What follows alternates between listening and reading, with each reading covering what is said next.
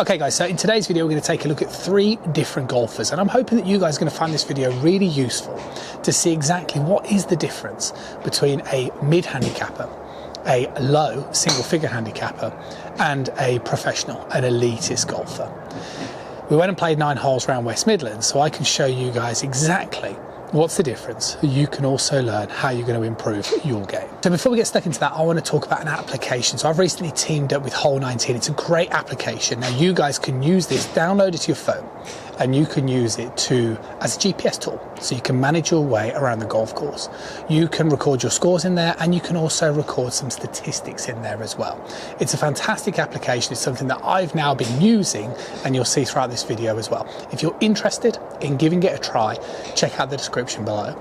But let's first of all now progress to looking at the technical differences between our pro, our single and our mid-handicap golfer. The big difference I always tend to see when I poke my head down there at the driving range between these, say, better golfers and maybe sort of higher handicapper golfers is sequence. And that lived up to expectations for you guys in this video as well. So if we first of all take a look at Ian's golf swing, so he's our mid-handicap golfer. And there's a couple of things that we can sort of notice. The first thing that we can notice is the backswing is quite short. Okay, so Ian kind of elevates his lead arm to about lead arm horizontal. And not only just that, but as he starts the downswing, we can also see it's the way that it's the hands sort of dropping down first, instead of any sort of movement towards that lead side. So obviously what this does is this causes, well, inconsistency with contact, which I saw throughout the round of golf, but also difficulty in controlling the club face, which we'll come to in a moment. Now, if we progress to our low handicapper, Keith, what we can see with Keith's technique is he needs to refine a few things, which again I'll come to later in the video. But the big thing that he does much better than Ian is he finds a way to sequence a better swing. And don't lose sight of that with golf. Golf is not a hit, it's a swinging action, which basically means we have a backswing, we have a through swing, and we have a point of contact halfway. So we're not necessarily sort of hitting at the ball, we're trying to swing through. So although Keith has a couple of things which cause him inconsistency in contact as well, and that's something he can improve quite simply, but the thing that he does so much better than Ian is he sequences much better motion. And this means that as he's sort of swinging up, he swings longer, which also means that he can sort of start to move his body towards the lead side as his arms are going up, which gives him the big ability to do something much better than Ian, which is find more distance.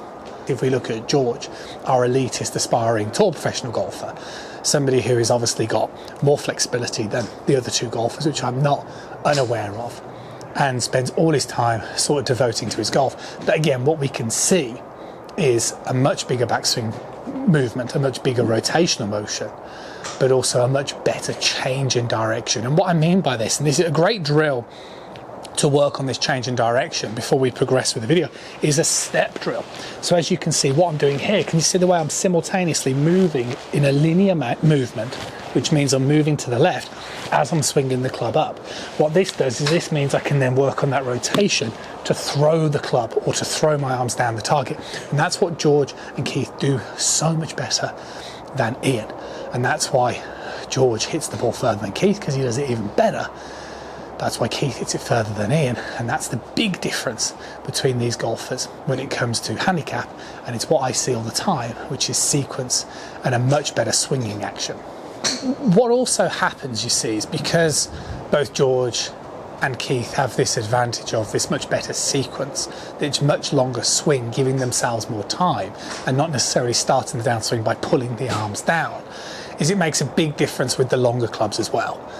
And you'll normally again see that. You'll see the scratch professional golfer much better off the tee than the single figure handicapper, to the mid handicapper, to the high handicapper. And the problem that Ian has, and the problem that materialises because of this movement, particularly when using driver, because the swing is short, and because from this position he pulls the arms down, the club face gets really open. And it's really hard for him to square the face. So what happens more often than not is Ian leaves the club face open.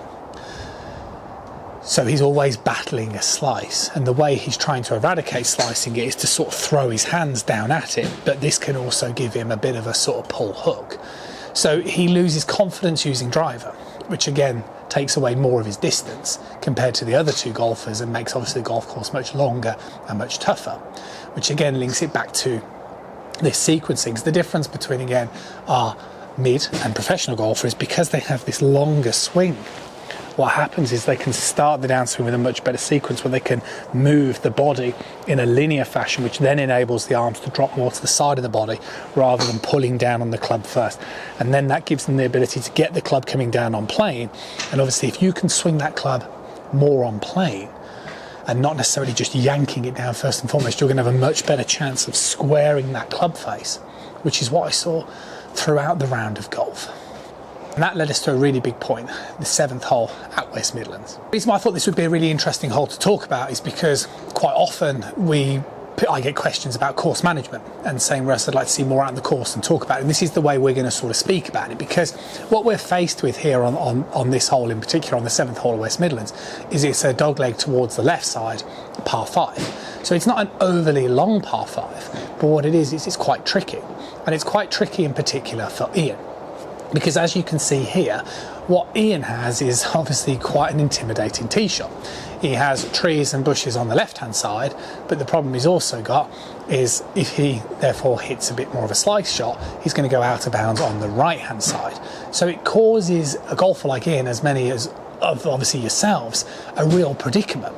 Because if you're going to hit a more lofted club off the tee to get the ball in play, you're still going to be posed with difficulty on the following shot as well, right? Because you're then going to have to lay up short of the water, and all of a sudden you're pretty much staring at least a bogey, if not a double bogey, in the face before you even start the hole.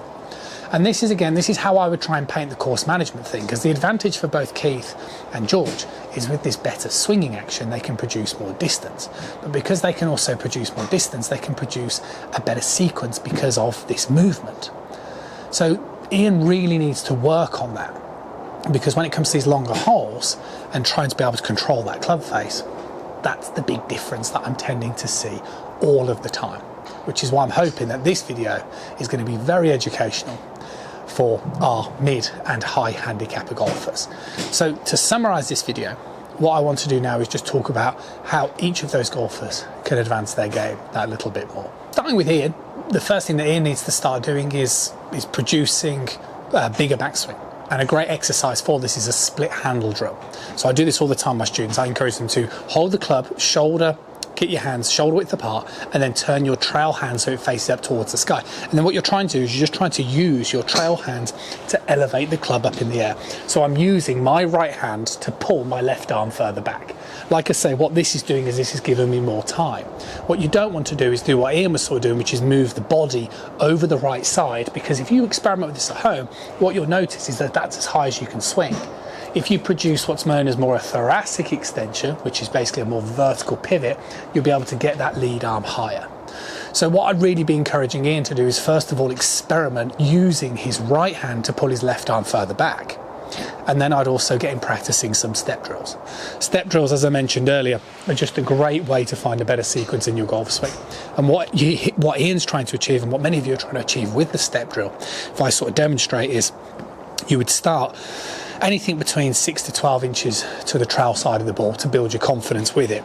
And what you're trying to do is, as that club reaches the climax of its backswing, you're trying to simultaneously step. And what this is doing is this is encouraging me to move in a linear fashion, which means progressively towards my lead side as I'm swinging the club back. So it's exactly the same. If you watch my swing, I'll do it slowly. I take the club back, but can you see the way now I'm moving to my lead side as I'm swinging the club back? And by doing that, you see, that gives me the space to bring my arms down in. If I do more what Ian was doing, which is swinging more over this side and then pulling back, what we can see is that club is going to have much more of a tendency to come down too vertically. So that would be two drills that I'd suggest Ian works on. Keith, our single-figure golfer, generally speaking, was okay. As I alluded to in the beginning part of the video, all I sort of noticed was just contact wasn't great on some of his iron shots, which cost him a few. And this is because of a lack of width. So when we look at Keith's backswing position, I personally think what's happening is his hands and arms are getting too close to his body too early to him in the backswing position, and this is therefore promoting a sort of casting motion as he starts the downswing. So I think the big thing that Keith needs to do is he needs to work on trying to keep more width in the backswing, and a little bit like Ian, try and stay a little bit more sort of centered, so feeling like his upper body stays more aligned over the ball as he stretches his arms back. What this will do is this will give him the ability to create more width and then bring his arms down. So a great feeling he could have as well is just allowing his upper arm to move away from his body in the backswing, so then it can come down to the side of him. If you get too close, see my upper arm's very close to my body, this is what promotes that casting motion. So I would just get Keith doing some drills, trail hand only, turn the club upside down, nice and wide, in and through, nice and wide, in and through, not nice and close, out and through. And I think that would make a big difference to his ball striking, which would eradicate some of those miss hits and obviously help him save a few shots. And for George, well, for George it's tricky, because when you get to an elitist level, the big thing that you have to be able to do is just perform under pressure. And I think the way he's doing that is the right way at the moment. He's playing tournaments, he's having some great periods within rounds of golf, and then having a couple of holes which are costing him quite dearly in terms of the tournament, but he's doing the right thing. He's practicing very well, he's very disciplined, and what he needs to do is find that way of getting that same level of performance from general play as he's doing when he's out on the golf course. And the way he's going to do that is just through experience of playing more and more tournaments. But on a technical level, I think he's excellent. So I'm hoping that you guys have enjoyed the video, and I'll wait to get some of that feedback from you, and I'll catch up with you guys really soon.